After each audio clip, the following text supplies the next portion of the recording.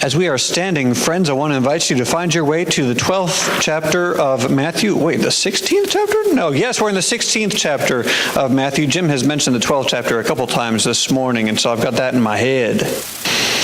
No, that was Romans. That's where we are.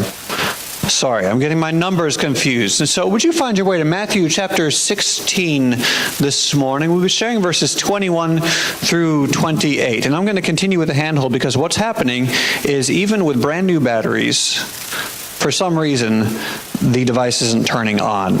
So I don't know what's going on. I don't know if the brand new batteries aren't as brand new as we think or what.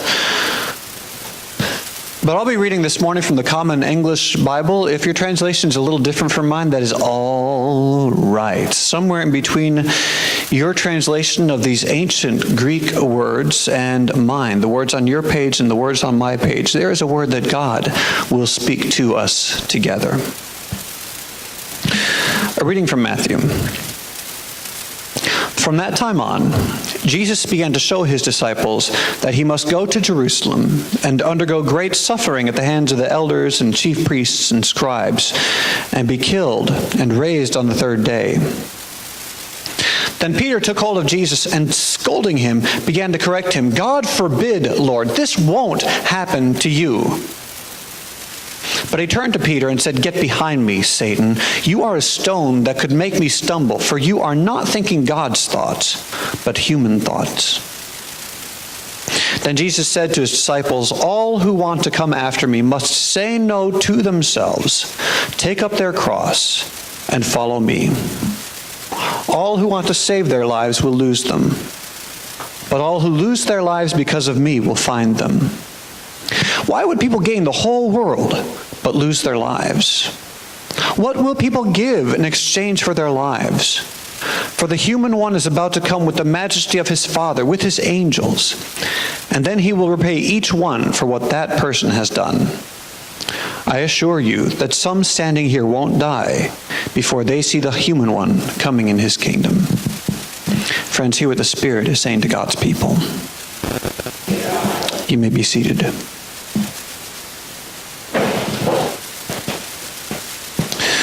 Let the words of my mouth and meditations of my heart be pleasing to you, Lord, my rock and my Redeemer.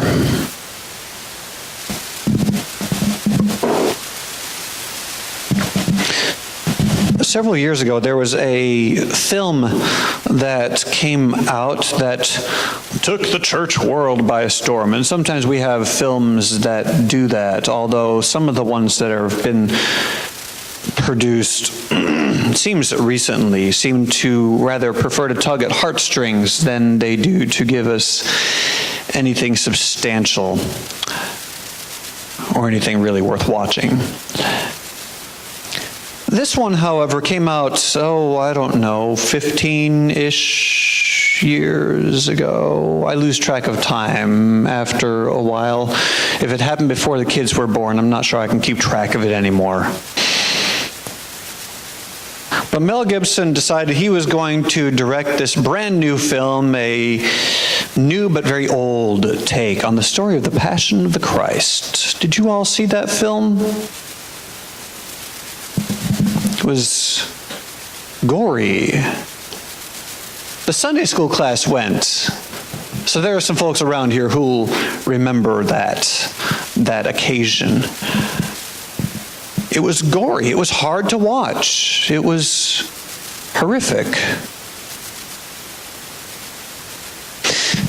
And it grabbed some historical accuracies that other retellings of the story hadn't tended to focus on, and it took liberty with some others. Oddly enough, the one that bothered me the most was that everyone who represented Rome spoke Latin. Nobody spoke Latin outside of Rome. Even a lot of Romans didn't. It would have been Greek. But the story doesn't tell as well that way. I'm going to simplify what I'm wearing right now. I'm sorry. But if I don't have to wear this, it's just awkward.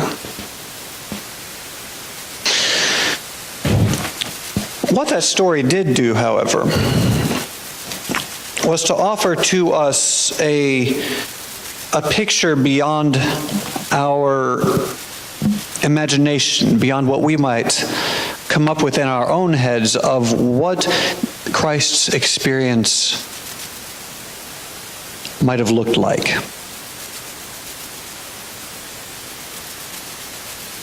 And I don't think that you could fault Mr. Gibson with exaggerating just how terrible the crucifixion was.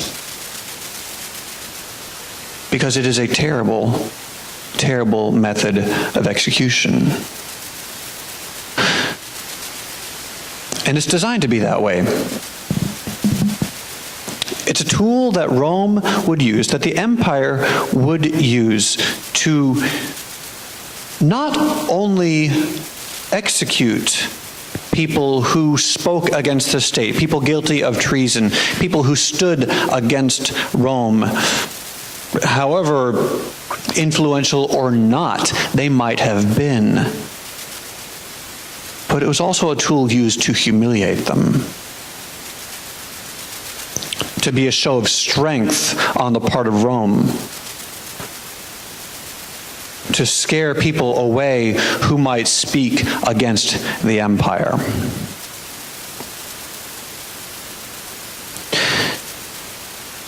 So when Christ tells us, all who want to come after me must say no to themselves, take up their cross, and follow me. That means something a little different from what we tend to say when the phrase comes out of our mouths, it's just my cross to bear. Have you all ever said that? I have one foot shorter than the other, it's just my little cross to bear. I happen to be balding and have been since I was 17, and that's just my cross to bear. It's not quite the same thing, is it? Sometimes we need to be more careful about the words that we use and the way that we choose them. Because taking up our cross is a very serious thing. If we choose to follow Christ, then what we're doing is offering much more than an hour on Sunday morning. It's much more than hanging out with the choir and going on retreat. It's much more than being uncomfortable in a microphone that seems not to want to work this morning. We'll have to figure that one out later. Take up your cross and follow me. That is a very serious call. What Christ calls us to is nothing small. What Christ calls us to is sacrifice.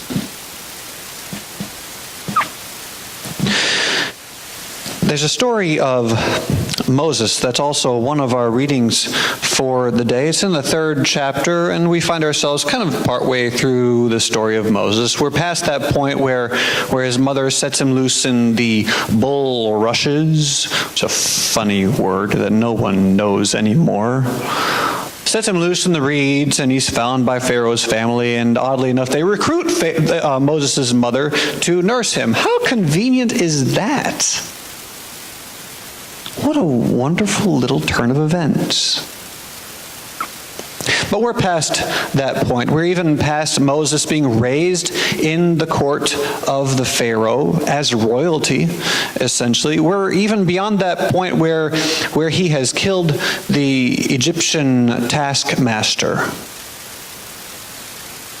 And he's hanging out with his father-in-law, tending Jethro's flocks. You know that name, Jethro. I have a friend named Jethro. He could hide things in his belly button.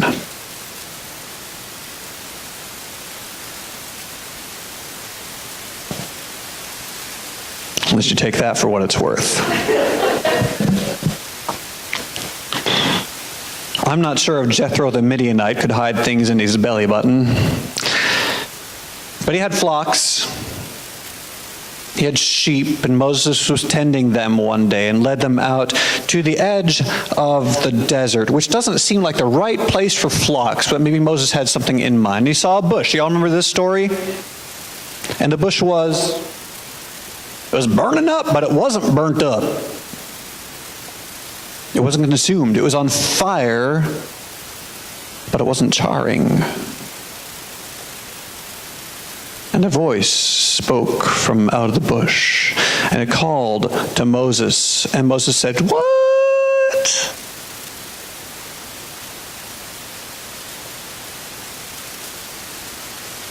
And God called him.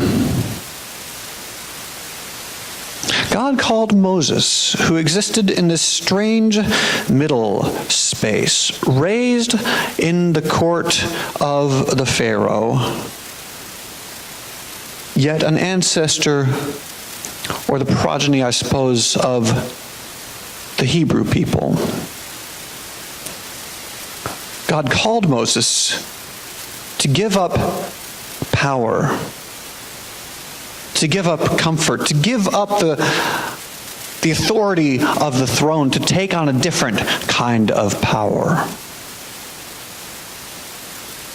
To take on the kingdom of heaven, to take on what we know today as the comforter, the advocate and guide, that pillar of fire and smoke that would lead the people through the wilderness for as many years as almost I've been alive.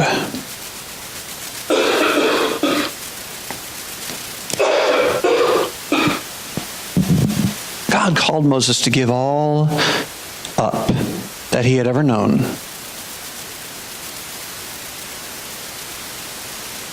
Even the comfort of just living with his father-in-law, tending the sheep. Lord, I'm pretty happy here. I don't need to do this. And he makes up all sorts of fun excuses. God, I can't talk, I stutter.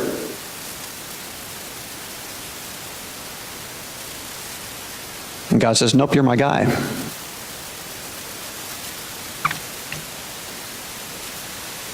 You're my guy, Moses. I'm calling you. I'm calling you to give all this up. Go lead my people out of Egypt, through the wilderness, back to where they belong.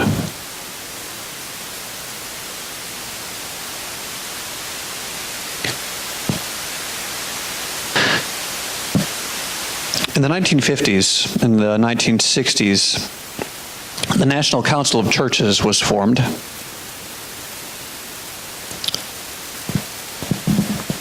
And it was a leading group of the civil rights movement in that era. And we focus on folks like Martin Luther King Jr., who led that movement, but there are also folks like Reverend Campbell, who wrote a wonderful memoir that I very much enjoyed reading, A Brother to a Dragonfly, who existed sort of like Moses does in a middle space, as part of the white Protestant leadership of the church, but a person who understood the kinds of problems that the African American community was facing at that time, and understood that this was not the way that God was calling people to exist together.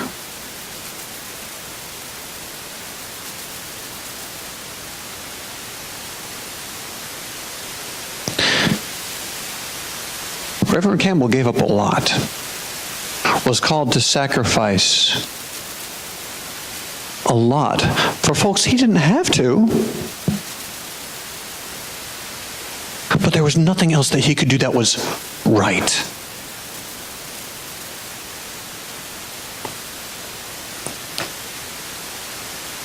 Friends, what are we called to sacrifice today? For whom?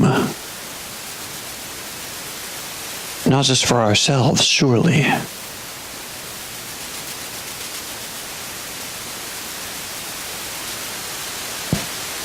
Where is God calling us to go today?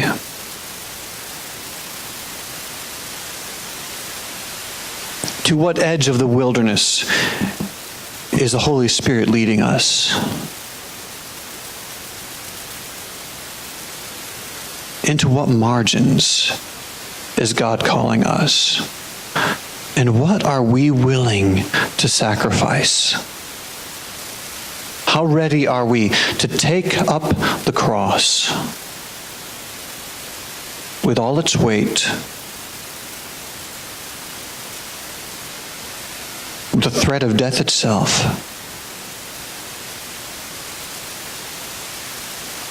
How willing are we to take that up and to follow Jesus today? Friends, Christ is still calling us. The kingdom of heaven is at hand, but it's not quite here yet. There are steps that we need to take. There are things we're called to do. And it might be a lot more than we're willing to sacrifice. How important is it today to follow Jesus?